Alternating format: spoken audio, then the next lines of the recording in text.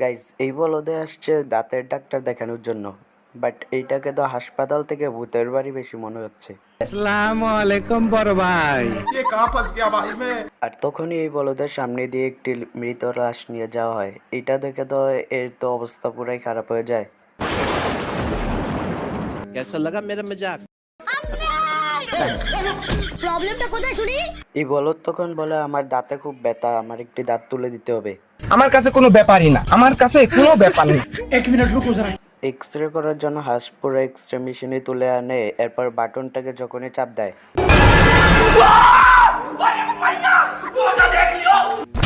X ray দেখে হাঁসের অবস্থা পুরাই খারাপ হয়ে যায়। হাঁস এবারে বলদের দাঁত তোলার জন্য মুখের ভেতরে ঢুকে যায় এবং ডাক্তারের পোশাক পাল্টে এমনকি দাঁতের সাথে বক্সিং খেলা শুরু করে দেয়। এই হাঁস মার্কা বলদ তখন মশা মারতে কামান নিয়ে আসে। এদিকে এর দাঁতেরও হার্টবিট বেড়ে যায়। पुष्पा पुष्पराज मैं झुकेगा नहीं। তুমি ডাক্তার না কসাই, একটা দাঁত ঠিক করে তুলতে পারো না? আমি তো 4টে দাঁত বার করে দিয়েছি, কিন্তু যে দাঁতটায় ব্যথা ছিল সেটা কোথায় বার করলে?